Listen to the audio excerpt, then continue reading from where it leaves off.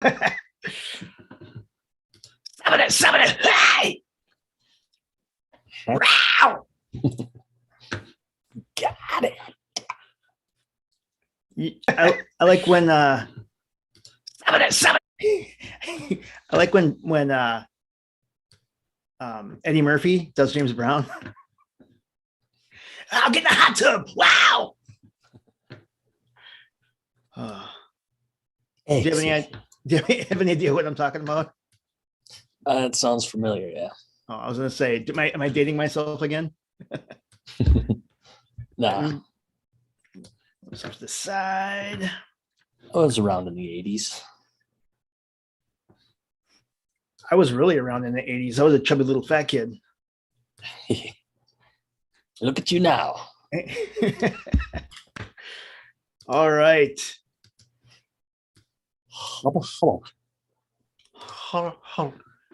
Welcome to episode 72 of the Thrash Report. This is for December 21st, 2021. This is your music weekly music commentary podcast where we discuss all things metal and heavy music. And this is Jim and Chris's Metallica 40th anniversary recap episode. Ooh, yeah.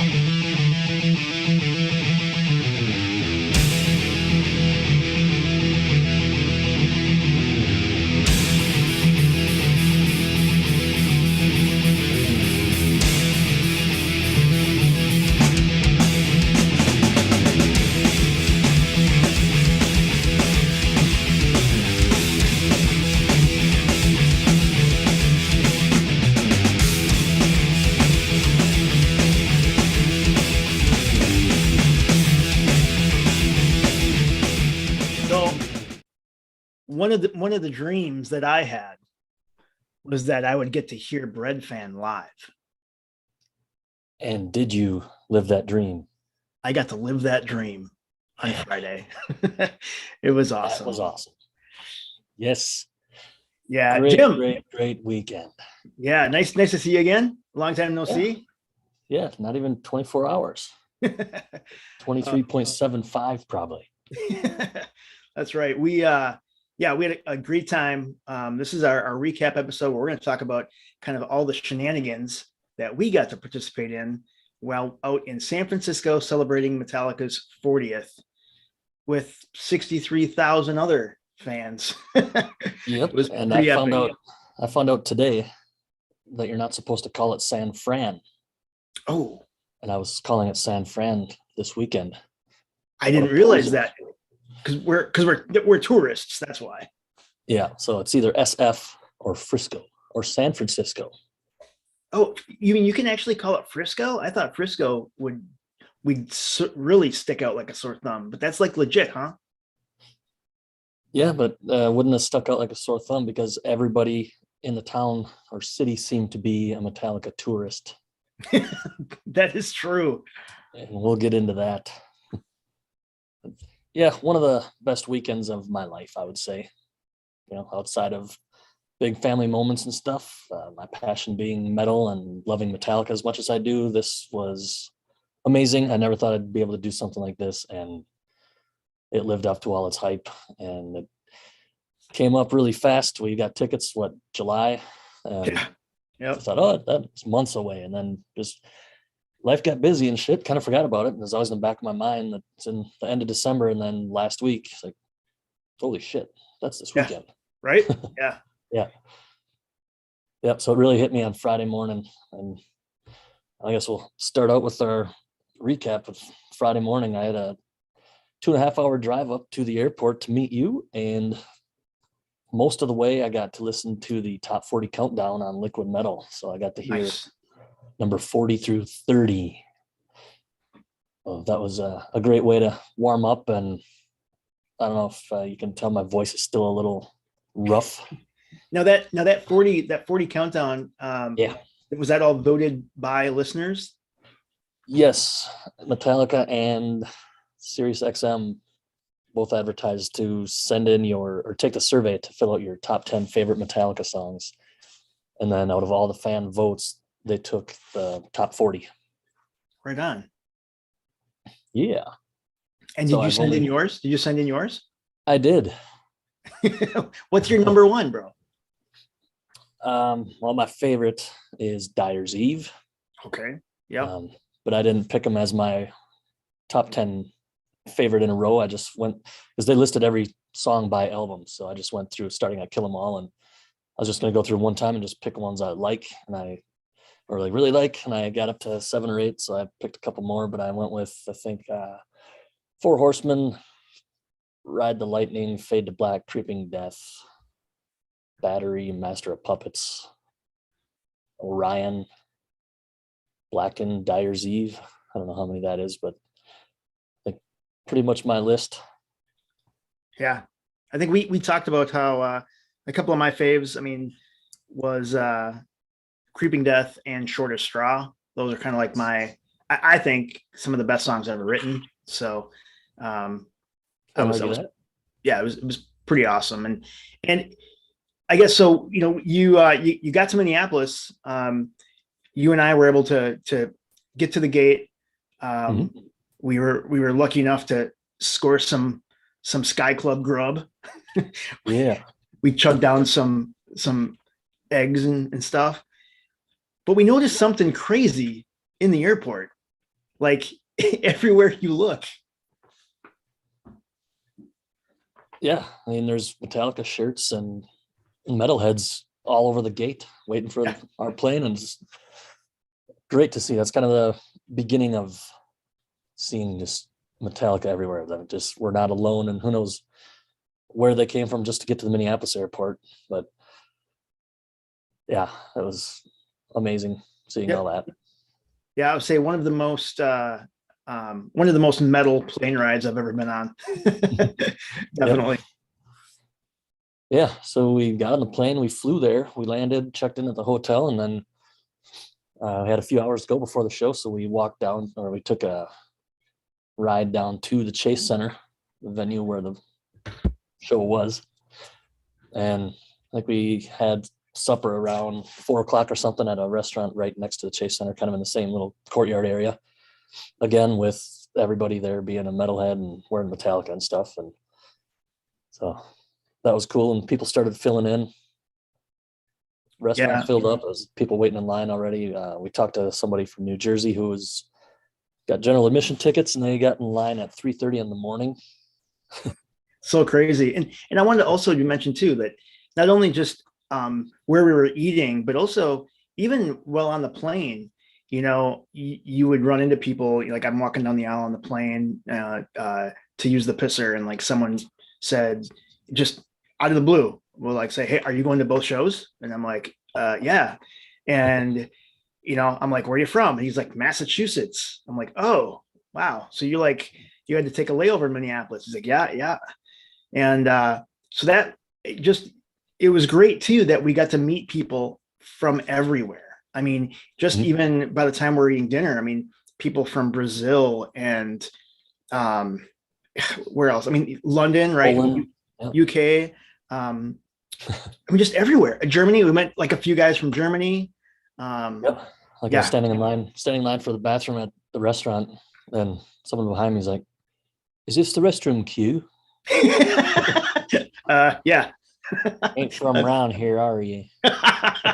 That's great. That was great. Yeah. So Poland, Belgium, Ecuador, Brazil, just all over. Exactly. Yeah. And like I was talking to also someone else in line too, asked me if I was going to be at both shows, and talking with her, and she was, came down from Alaska. I mean, still, it's really cool. There's just music brings people together. I mean, all corners of the globe. It was pretty epic. Yeah.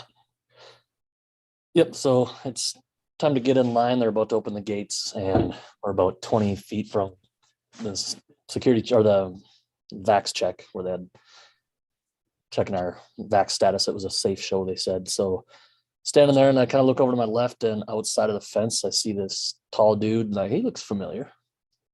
And I look over at you, say, "Hey, is that Chuck Billy?" And you're like, "I don't know, maybe, could be." Could be. So I got kind of nerdy and just looked back at him, stuck my head over the gate a little bit, and just went, "Chuck!" And then, sure enough, He kind of looks over and looks at me. I throw him the horns. He throws them back. Like, holy shit, Chuck Billy. No, that was awesome. I'm a huge fan of his. And we go through the gate and I'm talking to you like, oh, should I go say hi? And you're a little apprehensive. Like, I don't know if we should bother him. So I'm like, okay. A little bummed. Like, you know what? I'm going to be kicking myself if I don't go at least just say hey. So Yep. I walked over to him, introduced myself, told him that we had met before on the Headbangers Con, that we had Chris 51 on back in March, I think, the Headbangers Con that he put on, and me and you both got to talk to Chuck. So I just mentioned that and how I got to speak with him on Into the Trivia Pit once, and got a picture with him, and just a super cool dude and just awesome to see him. That was one thing I was wondering about this whole thing before we went there, is if we we're going to run into anybody like that. And so that was awesome. Yeah, totally. And we knew that there was others there, and we saw people posting on social that, they were there, they're in the crowd, so it was kind of cool that we were part of something that was just much bigger than just us. Yeah. Yep. And then I was very surprised when the show started, that it's kind of dim in there, like every show, people just chatting around, they're playing music and stuff. And then the music stops, the lights turn on, people start cheering, and then Metallica walks out. But they look a little different, they're not like, they didn't play the Ecstasy of Gold or anything. And we knew that there was going to be some opening stuff. And then they just come on their street clothes, get on stage, grab the mic, and just start talking to the crowd and basically thanking everybody for all the support over 40 years and for coming in from wherever they did to watch this weekend. Yeah. It was something that you typically don't see, right? I mean, they came up, they thank everyone for being there. They mentioned that, we're going to be left in the hands of Dean Del Rey and DJ Lord, but then also they were going to go backstage and they were going to stretch, loosen up, get dressed. Yeah, get ready for us. So this, it was just an interesting thing there. It was cool, but not something that typically happens. Yep. Yeah. And as you mentioned, the openers were Dean Del Rey, he's a actor, producer, and DJ Lord, who coincidentally is a DJ. Not sure if he's a Lord. But yeah, that was kind of entertaining. It wasn't like, I was expecting more like a Jim Brewer thing like they did on their last tour. And so looking back on it, expecting comedy, but now knowing he's like actor, producer guy, like maybe that wasn't his thing, but he's just going out there to work the crowd. And I'm a geography nerd, so I liked it because he was going around every corner of the stage and just asking people where they're from and stuff. So I mean, that was really cool. And like we already said, there's people from all over the world. And and then he switched it over to DJ Lord, and he would just play Ice-T, Pantera, some Sabbath, and doing his DJ scratching thing. And well, it was okay. Didn't really do a whole lot to pump me up for Metallica, but I was going to say similarly. I think it is cool to find out where everyone is from. I will say Dean Del Rey, he wasn't. Just in my opinion, there could have been a lot better opening. I don't know, comedian, if you want to use the term loosely. I don't think he was really that funny. And the DJ Lord stuff, it really trying to get the audience kind of pumped up. It was cool. Song selections were good. He obviously is a great DJ, but it just really didn't do much for me. I know that it was funny. You had the funny interaction with the kid sitting next to you. Yeah. Yep. There's a dad's son sitting next to us. And what'd you say? He's probably 10, maybe 11 or something. Yeah. And I don't think he quite understood the concept of a DJ. And they were playing Smells Like Teen Spirit by Nirvana. And he's cheering like, oh yeah, I love this song. And then starts just scratching like, oh, he ruined it. Yeah, pretty good. Yeah. But the best is your response, because he's like, they keep ruining the song. And you're like, that's what DJs do. I didn't mean it as a dig on DJs. Oh, sure. Yep. No, I get it. I didn't think of that until you just said that. No, but it totally made sense in the moment. So totally understand. But it was just an interesting, choice for these two nights. Yeah, but that's Metallica. They do whatever they want and they can get away with it. And it's something a little different. So, oh well. Dude, they can do it. Yeah, I mean, they can do whatever the hell they want to do. So it's all good. Yep. And then AC/DC, it's a long way to rock, or what is it? It's a long way to the top if you want to rock and roll comes on. And it was also a long way to the top where we were sitting, as we were very high, our backs to the wall, but didn't matter. You can still see the stage. And if you're go on Facebook, you can see the pictures Chris took. There's some of them, and it was awesome. So, yep, the AC/DC plays, that stops, and then of course the Ecstasy of Gold comes on, and they're showing some pictures, and there's some words going over the top of it, and then I figured they were going to start right at the beginning and then play Hit the Lights, and they did. So they started their set Friday and Hit the Lights.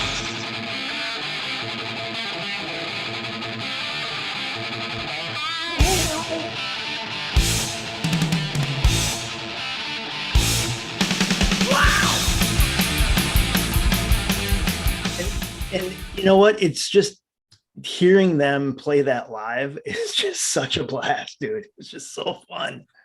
Yep, as James's vocals have obviously come a long ways, and for him to, he doesn't exactly go for those high notes, but what he does do is just as good. So it's, I don't know how to explain it. It's if you've heard it, you know what I mean. If you're listening to us, you've probably heard it. But Yep. And I like, and again, maybe we'll get this coming up here, but I think it was, I guess I can't remember now, it was the second or first show, but when James said, oh, it's fun playing the old stuff. He said, he said, my mind's with it, but sometimes his body doesn't quite cooperate. And I think that was after their second to last song on night 2.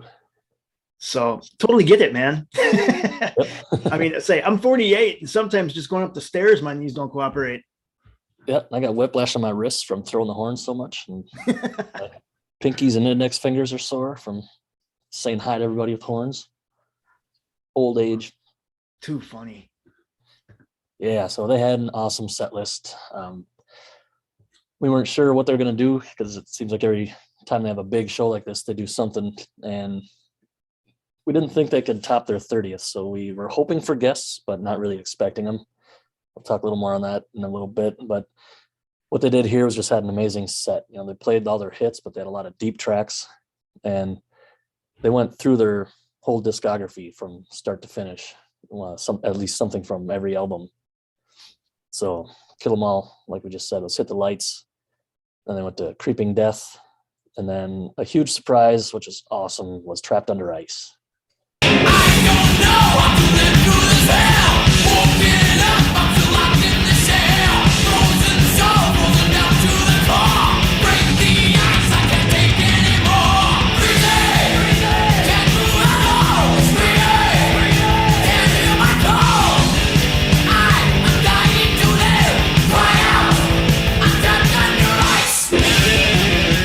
You know, in singing along with 60,000 people to that song was just, it was a surreal experience, man. It was, you know, I think it was, I mean, the first time I've ever heard that song live, and it, blew me away. Yeah, I'm sure they've played it a ton of times back in the early 80s when it was the new song and everything. But, you know, seeing set lists from so many of their shows over the years, I don't recall seeing it on there. So that was a huge surprise. And just from the first opening riff, I heard that, I'm like, oh, yeah. Yeah, right. Yeah. And then no surprise, they played, I already said Creeping Death, but then they went into Master of Puppets album with Sanitarium, Welcome Home, which was awesome. And then another surprise, Orion. Yeah, dude, this one absolutely was one that I wasn't expecting and didn't know I needed to hear it until I did.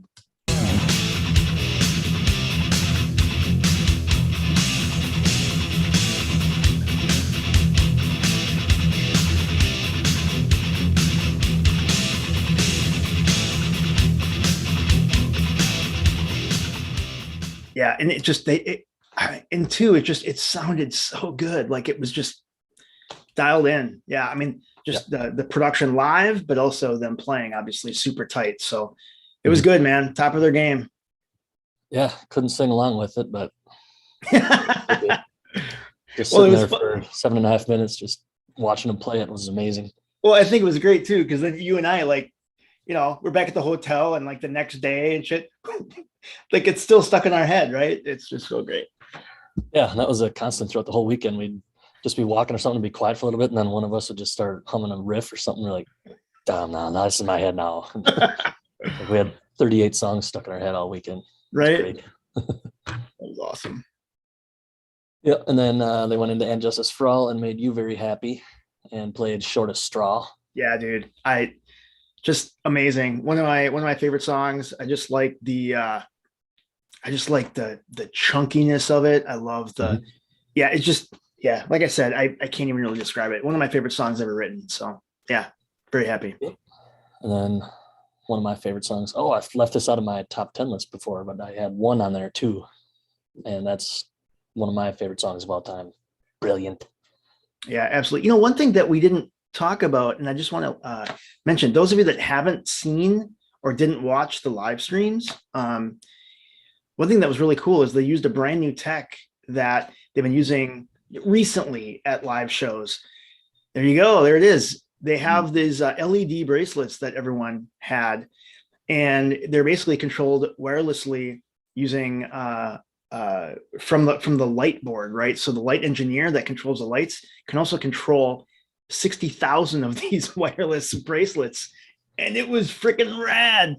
I have Yep. some great video of a couple tracks, and I'm gonna get this up on our socials too, just to see it. It's pretty cool. Yeah. So we showed up, and then on the arm of every single chair in the arena was one of these little wristband things. And we've got a few extra. They made it back here with us. So maybe we'll give some away if you want some. I think that's a plan. That sounds awesome. Yeah. And then into the Black Album, and they just played Sad But True and Nothing Else Matters. And I think Sad But True was especially heavy this time. Yeah. I don't know, something about it, man. Yeah. I know every time they play it, like, do you want heavy? Yeah. Metallica gets you heavy. I'm like, yeah, Sad But True. But I listened to it last week again. And I'm like, shit, man, this song is heavy. And Yeah, dude. it's slower, but that riff is just a monster. So, and yeah, live, amazing. Yeah, and then slowed it down with uh, Nothing Else Matters. And then they went into Load and played King Nothing, which was awesome. I've seen them play that before when they're on their Load tour in 96, 97. And great live song. And then they introed the next song, and I'm thinking, oh, I had it wrong. I was thinking it was something from the backside of Load. I couldn't quite get it. And then, they had the big screens up and they're flashing different words and things from the album. And then I saw the word Fixer, like, oh, no shit. Yeah, this is Fixer. So obviously wasn't too familiar with that one. Yeah, myself included. I know I'm not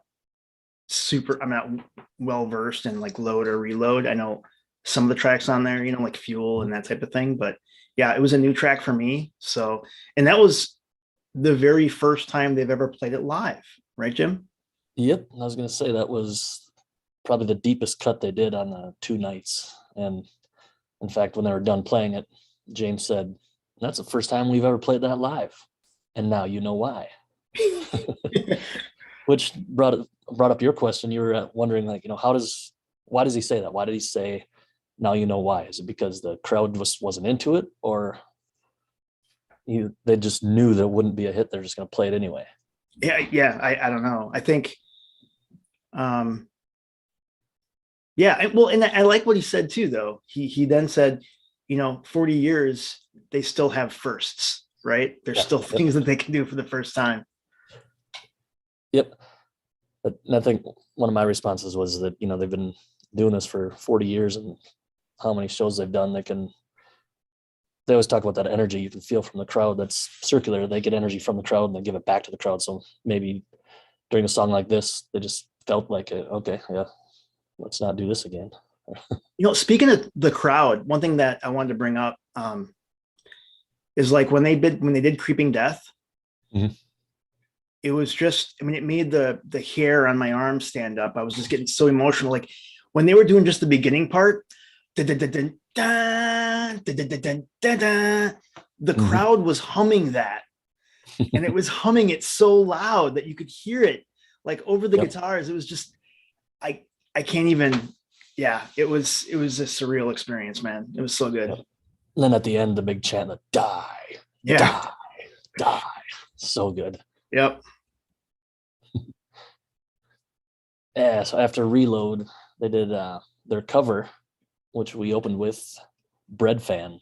And holy shit, that was Yeah. amazing. Dude, that was so fun. The James he had a few words he was kind of talking about, and he goes, I gotta tell you guys something. Bread fan. It goes right into it. That was sweet. So good. Yeah. Yep. So I don't think I'd ever seen that one live. I know they've played it before, but Right. that was a treat. Yep. Absolutely. Yeah, and then they jumped into S&M and played No Leaf Clover. And that I think has probably one of my favorite lyrics that they've written. Maybe favorite lyric of all time, but like the soothing light at the end of your tunnel is just a freight train coming your way. I always thought that was cool. And then right into Saint Anger, they played Frantic. And that sounded great. I don't know Saint Anger too well, but every time I hear it, one of their songs live, maybe it's because it doesn't have that tin drum sound, but yeah, it sounded great.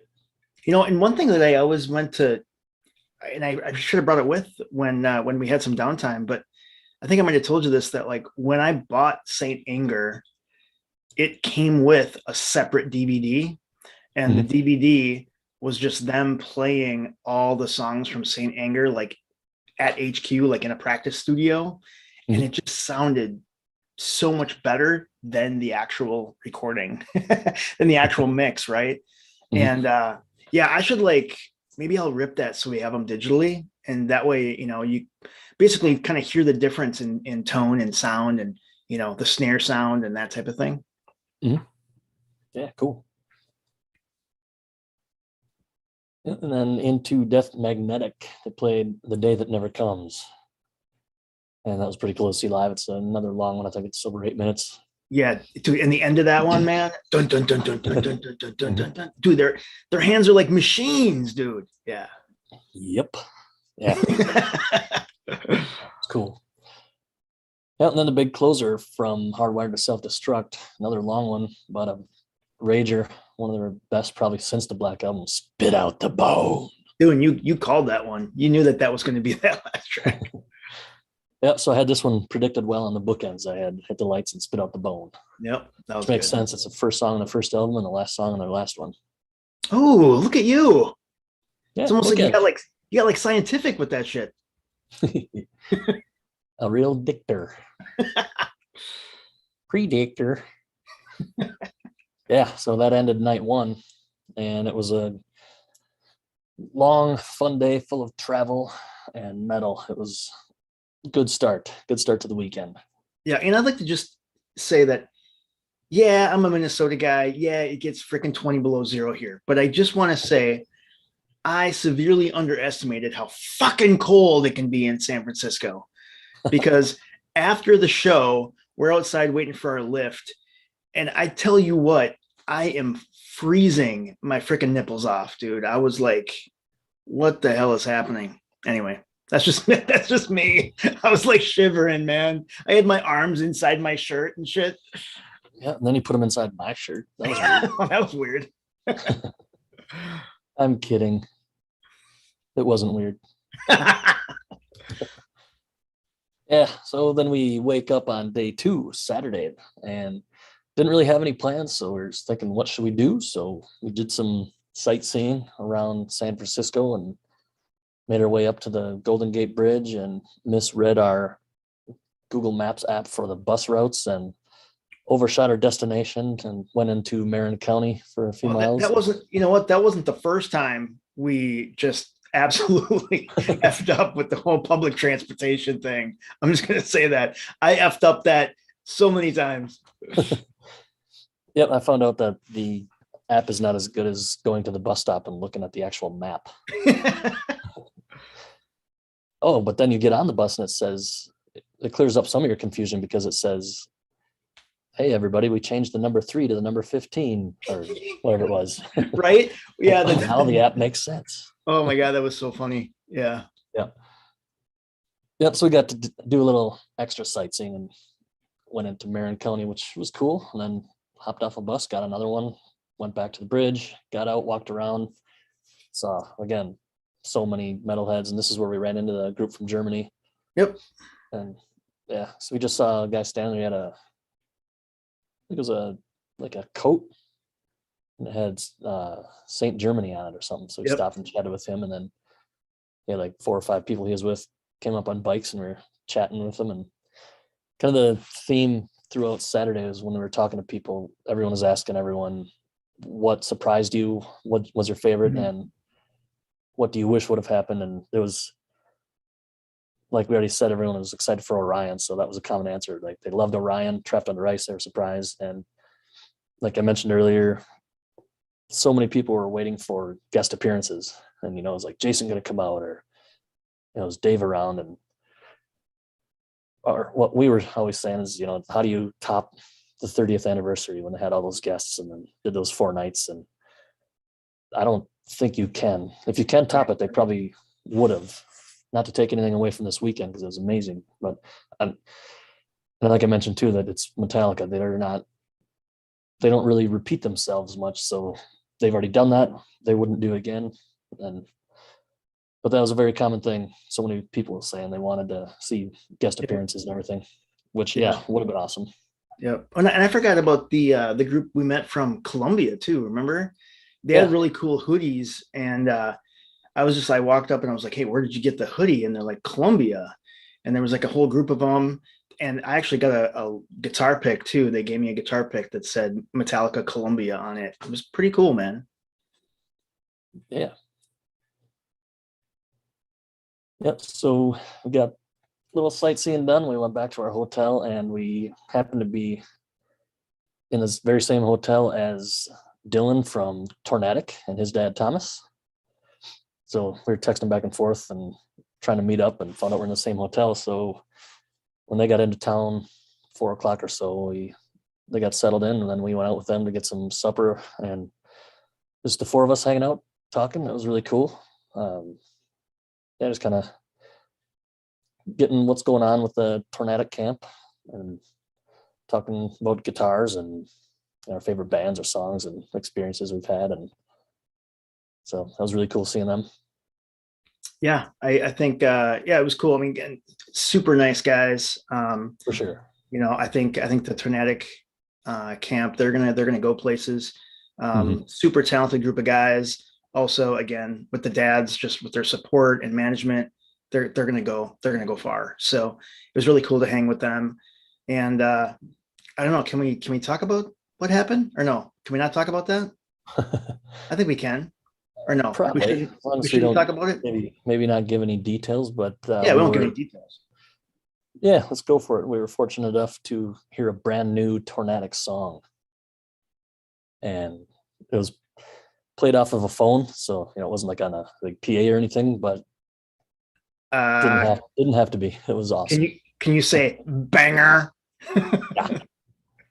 Yeah, it was awesome. So I'm not sure when they're going to release that or when they're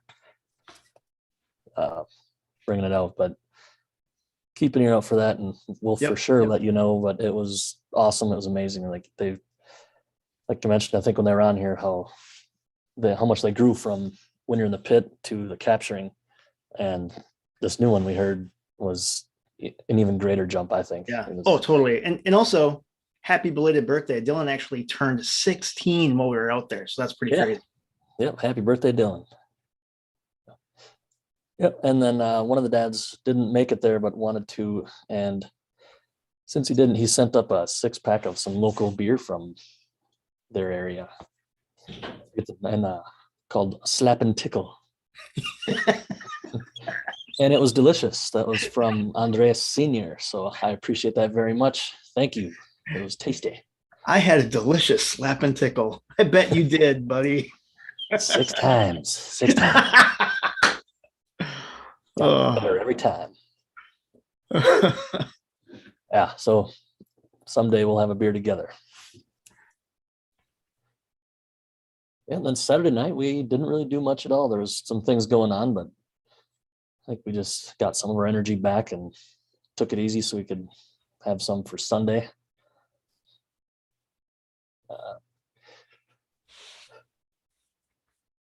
So we're talking about, yeah, I was thinking of this kind of, once in a lifetime event that you and I were at. And I was thinking about how, this is something that would never happen again. And I've always been one that I never really thought that if I were to get a tattoo, I really wouldn't get a band tattoo for some reason. That's just, I don't have any tattoos, but for some reason, I don't know, that outlook did change while we were there. I thought, you know what, this would be great to, I don't know, commemorate this once in a lifetime occasion with getting the Metallica 40 logo on my leg. So I was toying with the idea. I'm kind of talking over with Jim. I'm like, I don't know, man, I'm thinking about it. And then I finally was like, yeah, I'm going to do it if I can. And so I called a handful of tattoo places, both around where our hotel was and around where the Chase Center was. Nobody takes walk-ins. Again, I didn't know that.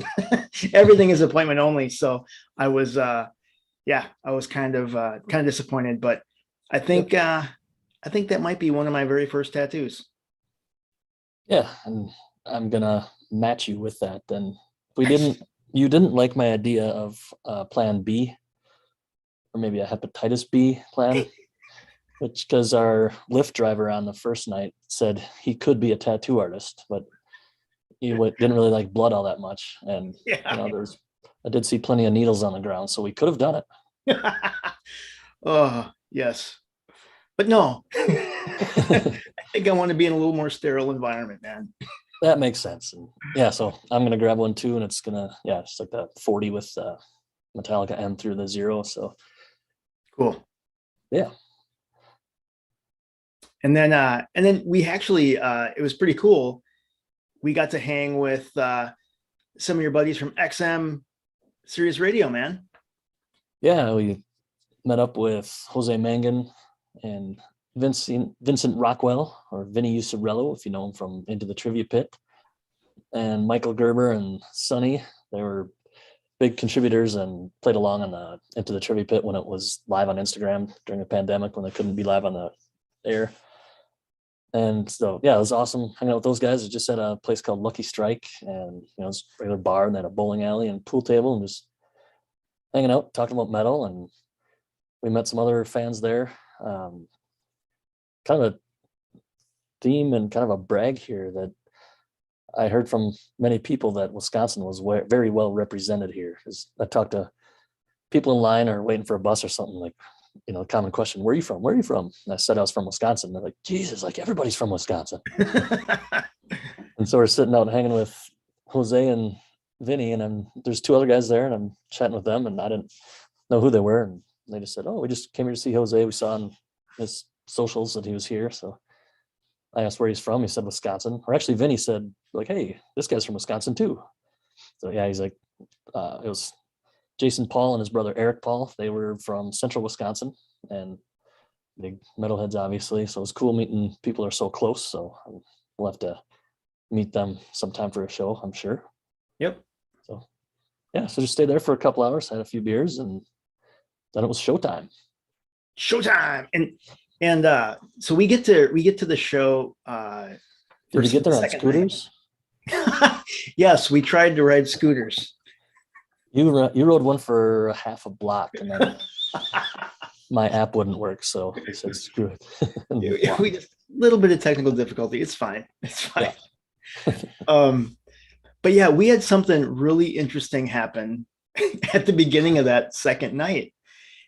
And I was very confused and I wasn't sure what we should do. Like, what's going on, man?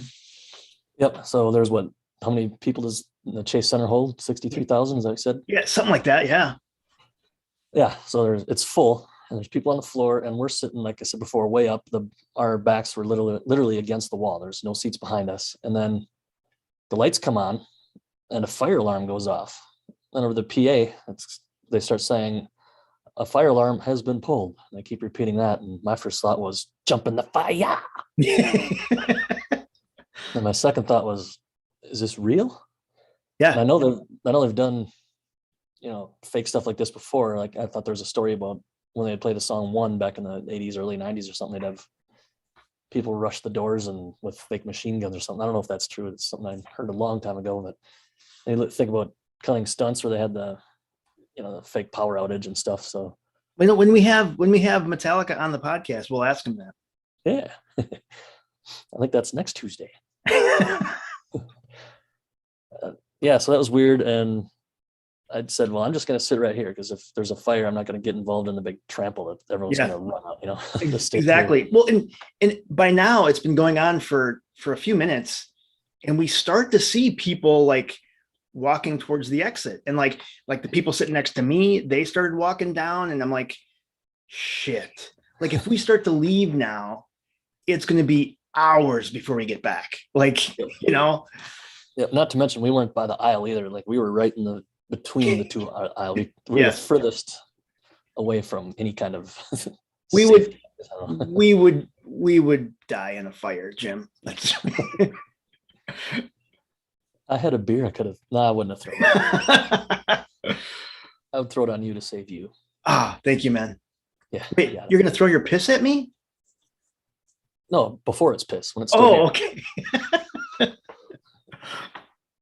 Yeah. So I don't remember what came on right after that. Is that when AC/DC came on, or was that before Ecstasy of Gold, after AC/DC? Because it was like, I don't remember. I mean, something happened and everybody cheered. I don't know if the alarm just stopped or if the lights went off. I can't remember.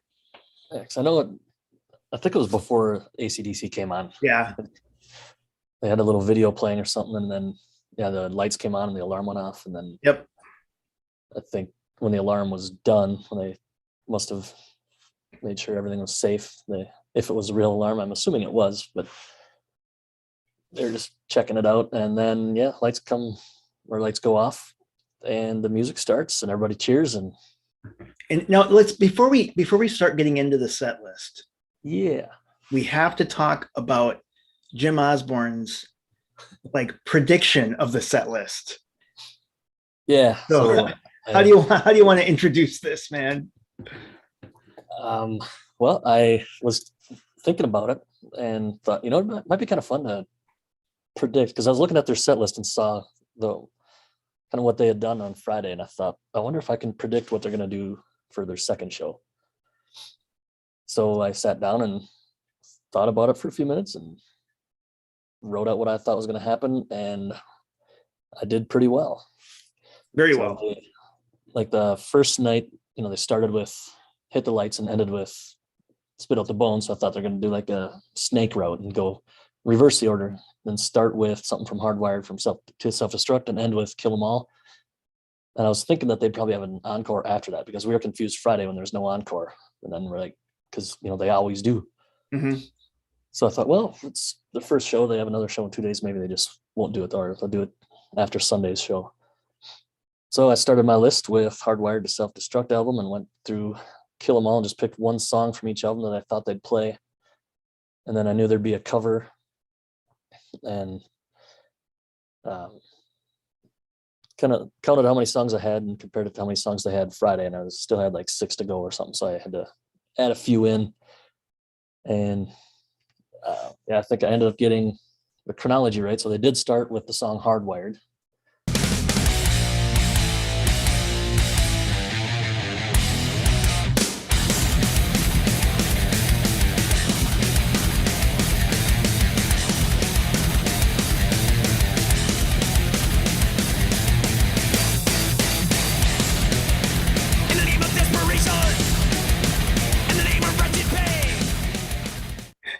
Oh yeah. Yes, that was awesome. So then I thought they'd play Moth into Flame and stick with Hardwired, but they jumped to Death Magnetic and played The End of the Line, which I thought they would pick That Was Just Your Life. So at this point, I was 1 for 3, and I'm thinking, I'm not going to do so good. And then typically their fourth song is a slower one. Like, it's a lot of times they play Sanitarium here. So I thought, well, they're probably going to play All Within My Hands from Saint Anger. And I was wrong because they played Dirty Window. Yeah, right? Yep. And then if I would have looked closer, I would have predicted this next one a little better, or been closer anyway, because this is the part where they played the one from S&M the first night, No Leaf Clover. Mm-hmm. But I decided to jump to their cover. Or no, I went right to Reload and figured they'd play Fuel because they always play Fuel. Yep. And this is where they played I Disappear, which was cool. I've never seen that one live, I don't think. Yeah, that one, it was kind of fun to see live. I don't think I've ever seen that live. Yeah, and then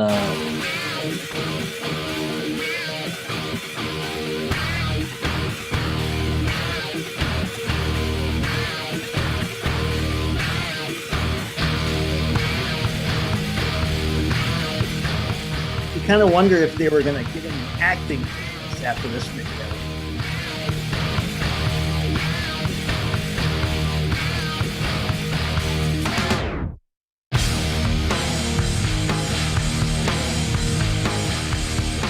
Yeah, and it was interesting too, hearing them talk about that process, how they were given the opportunity, right, to compose a song for a movie. Mm-hmm. And it was just different, right? Different timelines, different budgets, different, so it's kind of cool hearing that side of it. Yeah. And then they played their cover, which I did predict right, but had it in the wrong order. They played Am I Evil? Dude, that was so good, man. Oh, that was awesome. That was so good. Yep. And then they went into the Reload and Load, and they played The Memory Remains and Fuel. And I know they played Memory Remains a bunch, so I didn't think they'd play that one, but oh well. And then they jumped into Load, and this was awesome.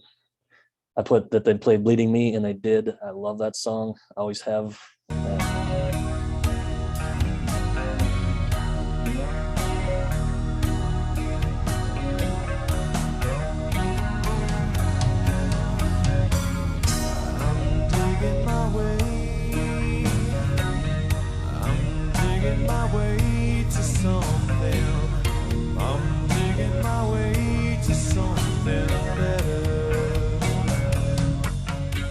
So can we just take a moment and just recognize how awesome James Hetfield is for a minute? Because just one moment. Yeah, it was pretty awesome, dude. Really good. Yeah. How many times did I nudge your shoulder and look at you and say, I love him?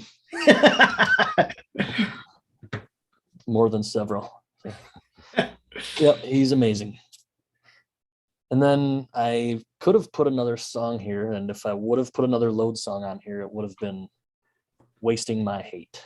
Not because I love it so much and wanted to hear it so badly, but if you listen to a lot of their live sets, they usually close with Seek and Destroy, and then at the very end of that, they usually throw in the riff from Wasting My Hate.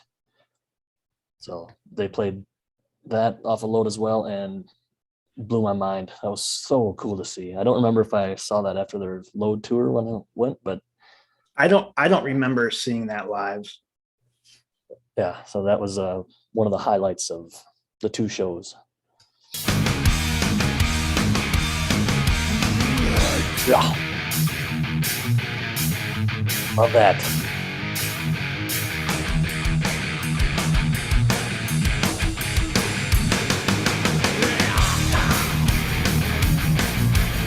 Yeah, so I mean, clearly I need to get a little more exposure to Load and Reload. I know some of those I just Get loaded. Yeah, I'm not very familiar with. So yeah, Yeah, pretty cool, man. there's some great songs in there. And then let's see, where were we here? They went to the Black Album,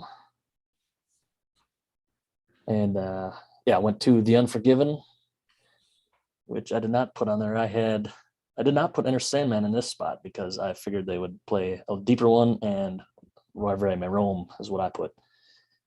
But nope, they did The Unforgiven, and then they went to Enter Sandman, and that's when I looked at you and said, "There's no encore."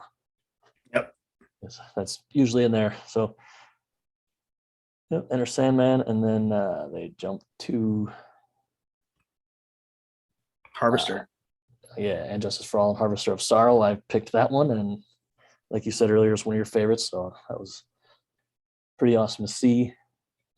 And then they jumped into the song Master of Puppets, which I did predict, and that otherwise, I was thinking they might have done a Master of Puppets medley like they did with the Hmm. And Justice for All back on live shit. Um, then I put Fade to Black, and they played Fade to Black. Then they played Whiplash and Seek and Destroy, and I put Seek and Destroy and Whiplash. So I had the songs right, but the order wrong.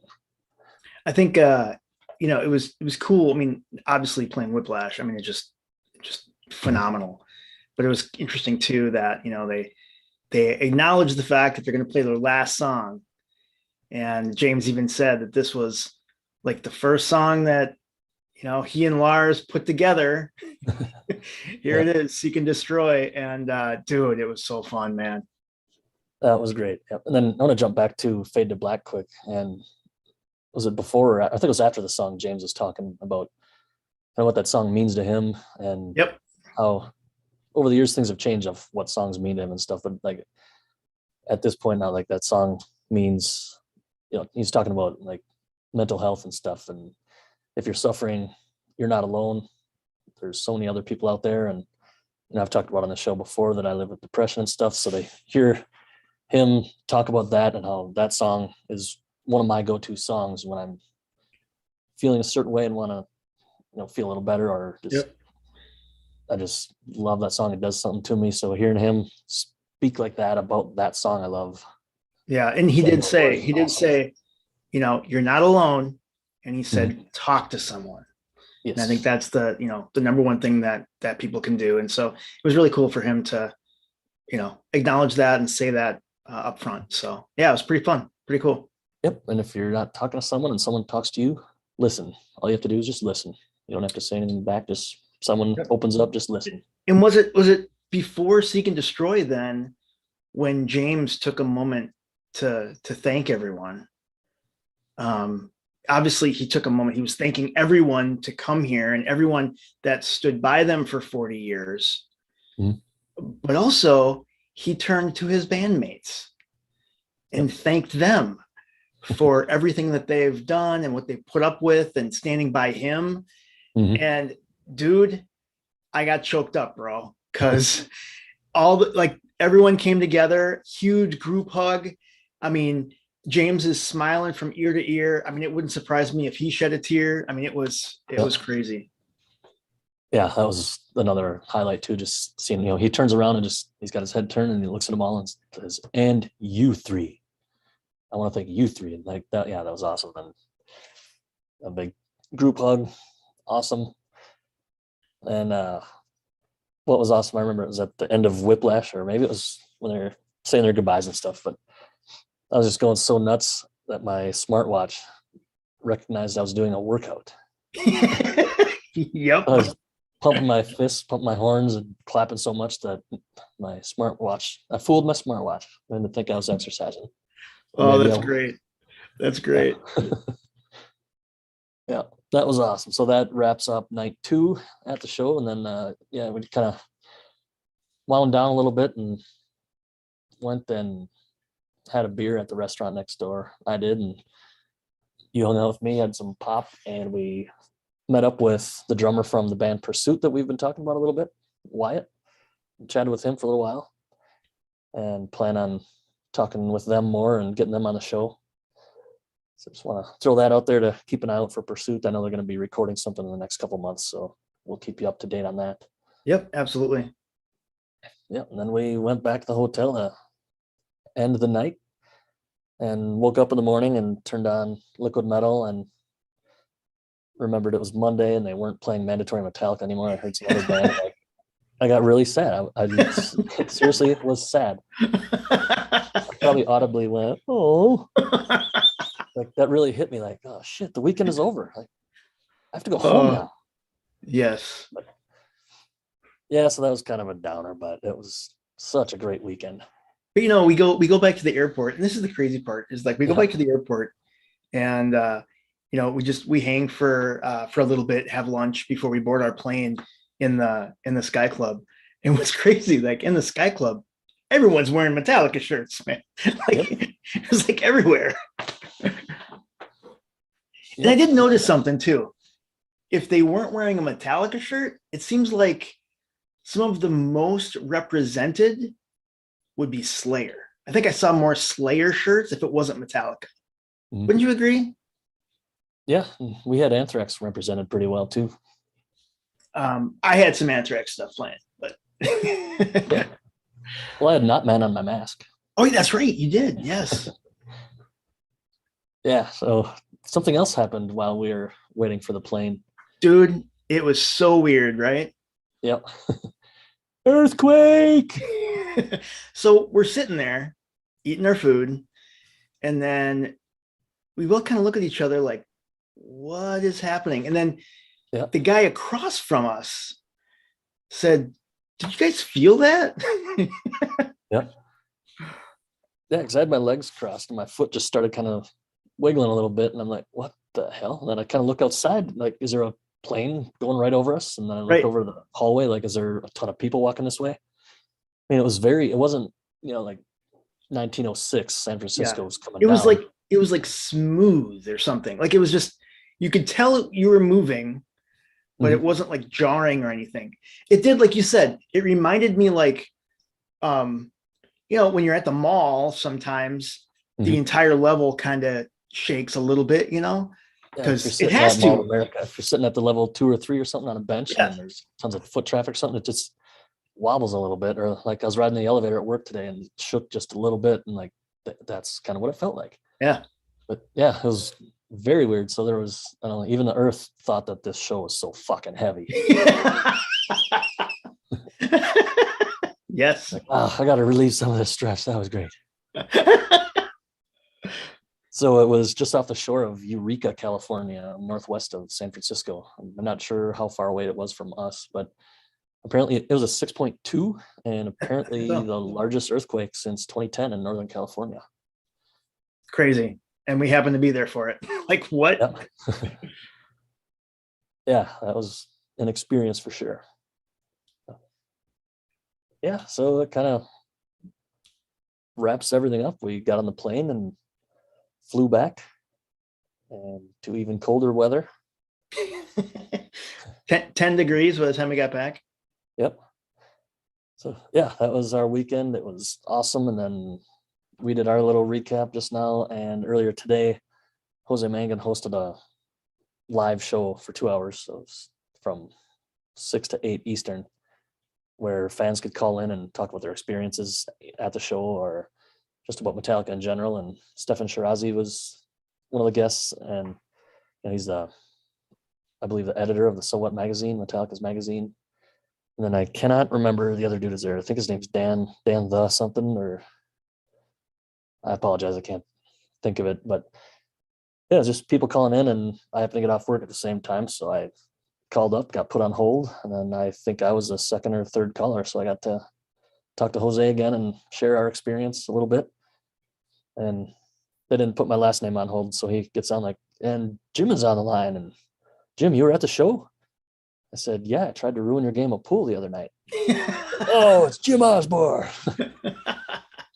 Yep, so that was pretty cool. So I hope they put that on demand or something. I'd like to hear what other people had to say. And they had some guests on. I didn't hear the whole show, but now Robert was on there for a little while.